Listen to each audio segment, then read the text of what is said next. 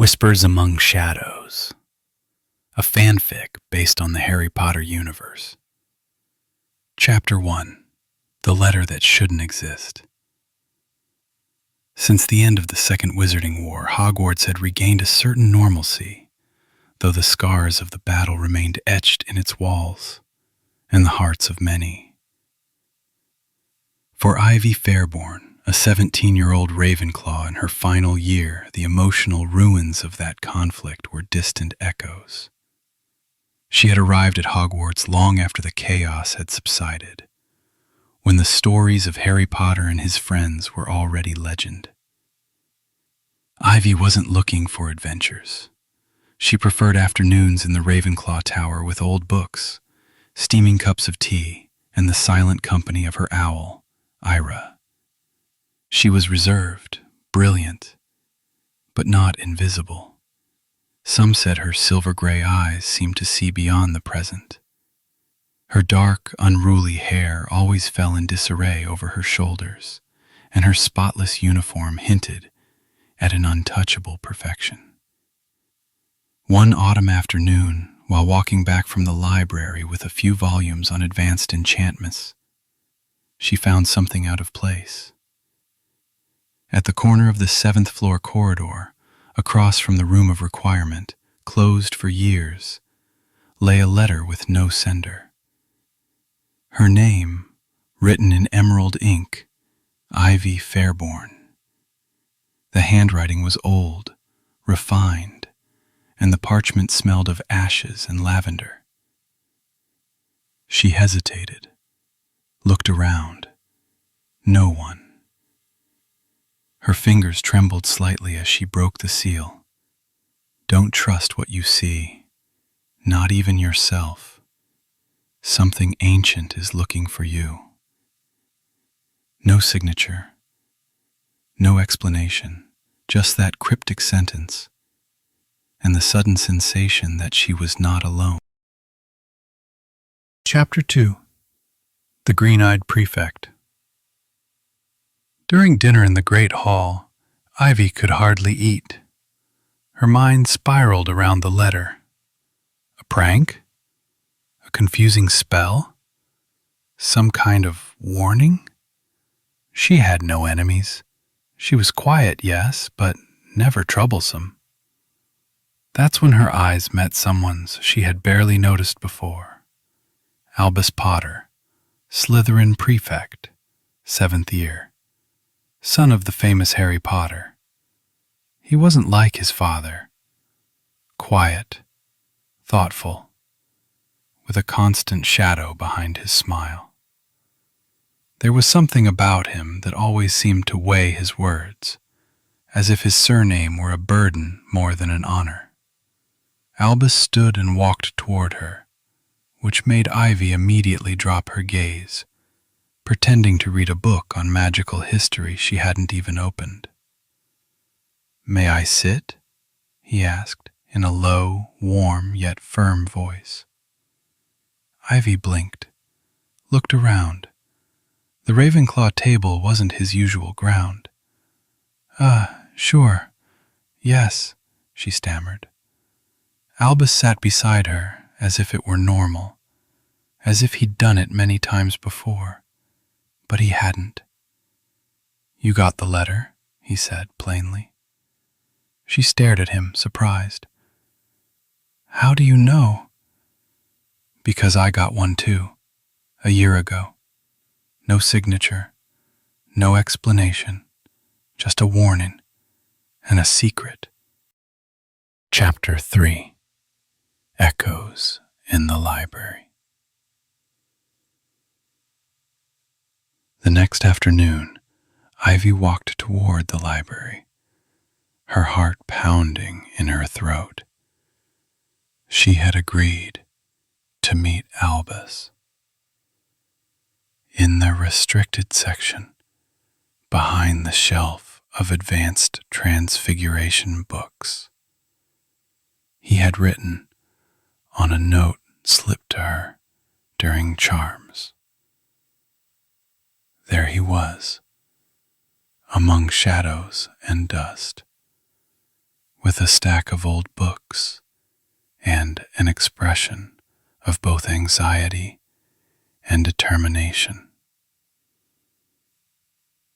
My letter said something like yours, Albus began, direct as always. But it also included a name, Celine Ravenshade. Ivy frowned. Never heard of her.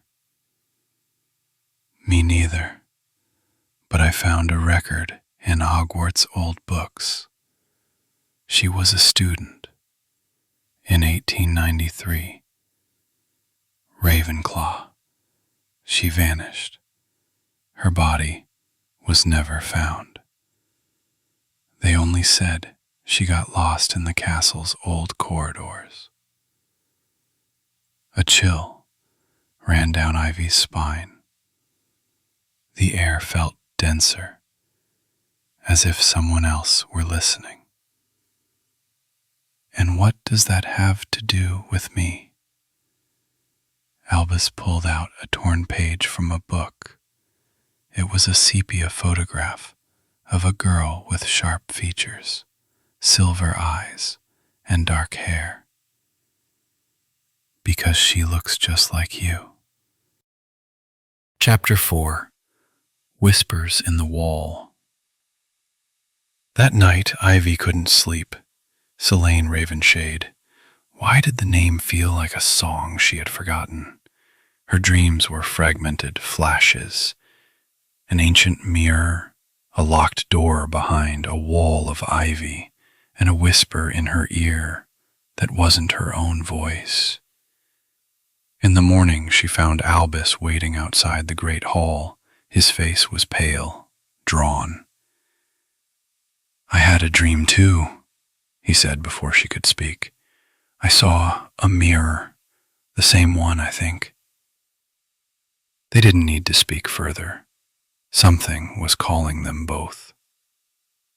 That afternoon, they sneaked past Filch into the forgotten dungeons beneath the castle, the old catacombs sealed since the founder's time. There they found the door. It was covered in real ivy, its roots pulsing as if alive. Carved on its surface was a single rune, Thaw. Albus took Ivy's hand. Are you ready? She nodded, her heart a storm. Together, they stepped into the past. Chapter 5. Closer than before. The space beyond the ivy-covered door wasn't just ancient. It was sacred. The air shimmered with old magic, and the stone walls echoed the thoughts of those who dared walk between them. Ivy felt Albus's hand tighten. She didn't let go. They passed mirrors embedded into the walls. Each showed not their reflections but fragments of memory. Ivy's 6th birthday, Albus's first time flying. Then Ivy saw something strange. Albus, alone in the Slytherin common room, staring at a letter. He looked away. It was the first time I felt watched, he whispered, like something had chosen me. Do you think we were chosen? Ivy asked. He didn't answer right away. Then, softly, I think I was waiting for someone who could understand this. Understand me. They stopped walking. He looked at her, eyes filled with doubt and longing. And I think it's you. Ivy's breath caught. She had always sealed her world tight, a fortress of logic and silence. But here, beneath centuries of secrets and stone, it cracked. Why me? She asked. Aldous stepped closer. Because even in silence, I hear you. Even in the dark, I see you. His hand brushed her cheek. Magic pulsed softly around them, like it too was listening. For the first time in a long while, Ivy leaned in, close enough to feel his breath, and then they kissed. Not grand or dramatic, slow, uncertain, quietly perfect. They didn't see the mirror behind them ripple like water. Chapter 6. The Mirror's Warning. As their lips parted, the silence deepened. Ivy's heart fluttered, not just from the kiss, but from something else, a shift. The mirror behind them pulsed again. Albus turned, wand drawn. Did you see that? Ivy nodded. The mirror rippled a third time. This time it spoke, not with a voice, but with an image. Celine Ravenshade. She stood on the other side, eyes identical to Ivy's, her expression unreadable, sorrowful, and warning. Then she mouthed something, not a word, a name. Ivy gasped. Did she say Cassian? Albus frowned. Who's Cassian? I don't know, Ivy whispered. But she did. Deep inside, the name had weight. Suddenly, the mirror shattered. A pulse of energy knocked them backward. Darkness. Ivy swore she heard a second voice, whispering, You're not her, but you were meant to be. When light returned, Albus helped her up. His hands trembled. Something came through with us. They didn't see the shadow slither from the broken mirror and vanish into the walls. That night, Ivy couldn't stop thinking of the name. Cassian. Why did it terrify her? Why did it feel like she had betrayed someone she never met?